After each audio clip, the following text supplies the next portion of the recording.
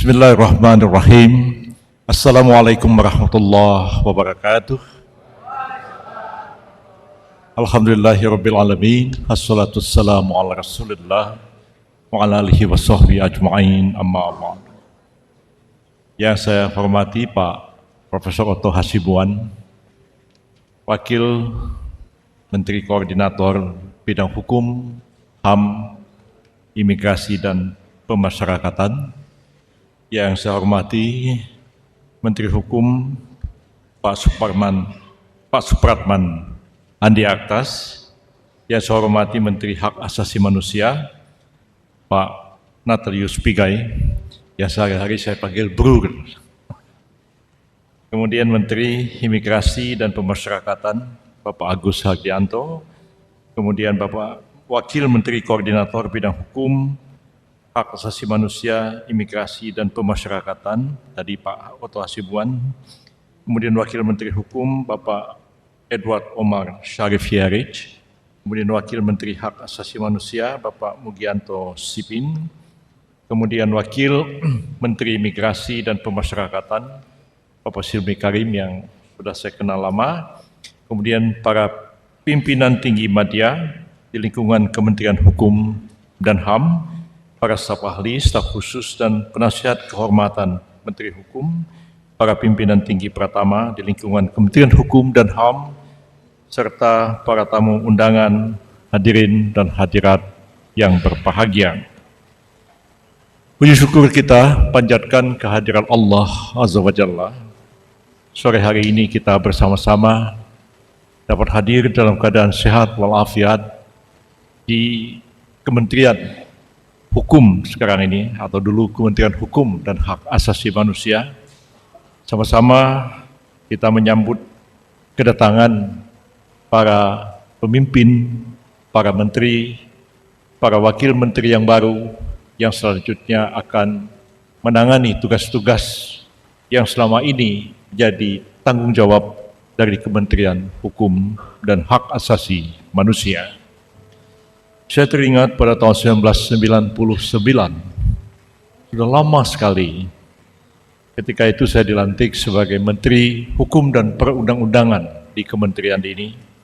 Dan hanya beberapa bulan kementerian itu berubah nama dan ruang lingkup tugasnya menjadi Departemen Kehakiman dan Hak Asasi Manusia. Pada waktu itu Kementerian Negara Urusan HAM yang dipimpin oleh almarhum sekarang Bapak Hasballah Saad dilikuidasi oleh Presiden Abdurrahman Wahid dan diintegrasikan kepada Kementerian Departemen Hukum dan Perundang-undangan, maka jadilah dia Departemen Kehakiman dan Hak Asasi Manusia. Saya menyadari pada waktu itu dalam usia 40 tahun memimpin departemen terbesar di dalam kabinet dengan jumlah pegawai sekitar 60-70 ribu orang pada waktu itu, dengan sekian pejabat eselon 1 dengan tugas dan ruang lingkup yang sangat besar dan sangat berat, karena satu dengan yang lain tidak berhubungan sama sekali.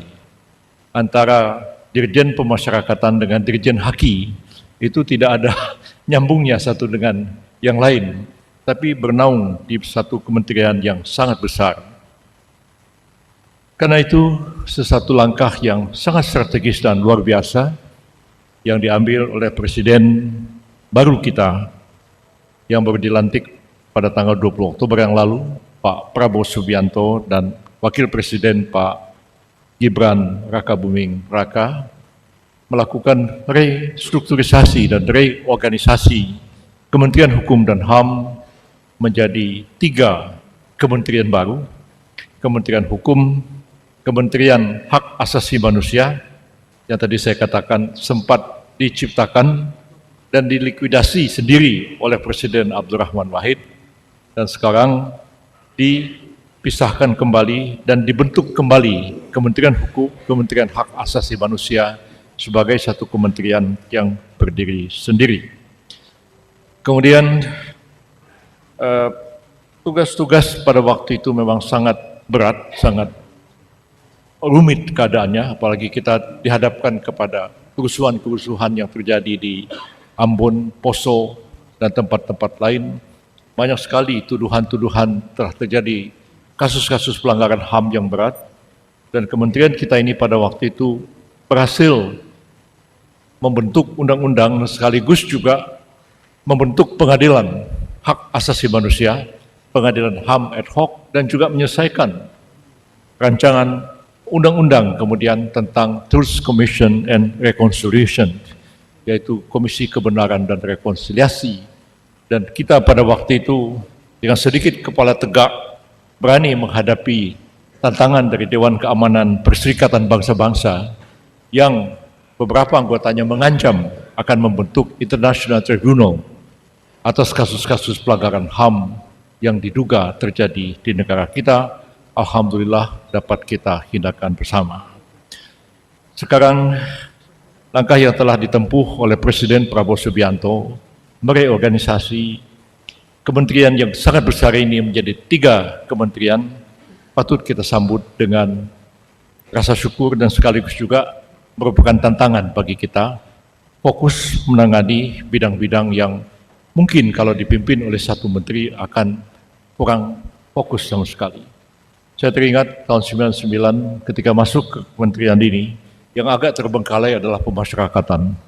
Sehingga saya pada waktu itu mengangkat Dirjen Pemasyarakatan menjadi Sekjen Departemen Kehakiman dan HAM karena menyadari bahwa yang paling berat adalah menangani pemasyarakatan.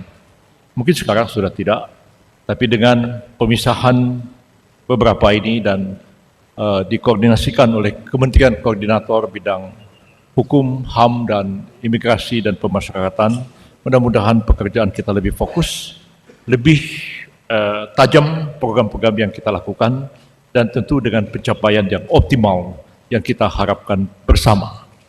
Seperti kita maklum, Presiden Prabowo Subianto mempunyai ambisi yang sangat besar untuk memajukan bangsa dan negara kita ini, membangun ekonomi, dengan pertumbuhan ekonomi yang diharapkan sekitar 7%, dan cita-cita beliau, cita-cita kita bersama juga, pada tahun 2045 nanti Indonesia akan menjadi salah satu negara maju di dunia ini. Dan kita semua berkeyakinan bahwa ambisi untuk membangun ekonomi yang luar biasa itu ya sangat tergantung kepada sejauh mana kita dapat menjamin adanya keadilan dan kepastian hukum di negara kita ini. Karena itu tugas kita bersama, berapa kementerian ini, bukan saja membangun norma-norma hukum, tapi juga bagaimana kita menegakkan hukum, mengimplementasikan hukum itu, sehingga betul-betul hukum kita adil, hukum kita pasti. Dengan hukum yang adil dan pasti, insya Allah investasi akan berkembang, masyarakat akan terlindungi, rakyat akan merasa puas, hak-hak asasi mereka terlindungi dengan sebaik-baiknya.